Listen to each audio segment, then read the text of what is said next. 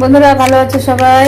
এই যে দেখো মাছের মাথা নিয়ে নিয়েছি, করবো আজকে এই যে আতপ চাল দিয়ে মুড়ি ঘন্ট।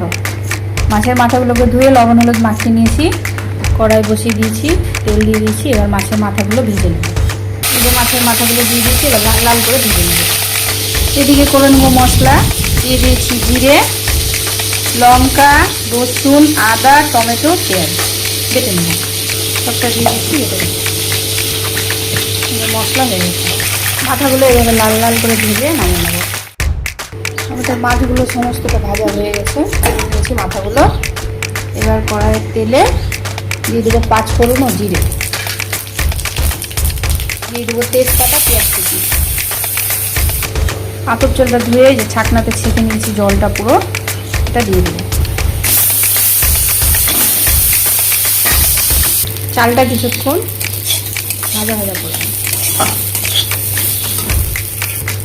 চালটা কিছুক্ষণ ভেজে নিচ্ছি। দিয়ে দেবো মশলাটা,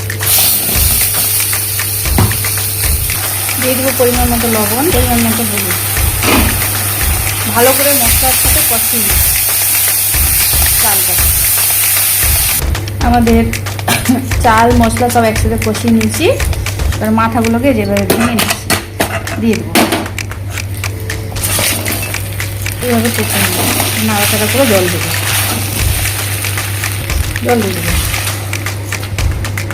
জল দিয়ে দিয়েছি, এবার ঢাকা দেবো।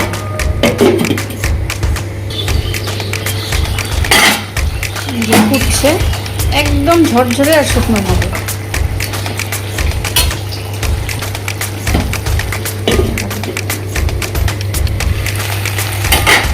একদম ঝরঝরে মুড়ি ঘন্ট আতপ চালে রেডি।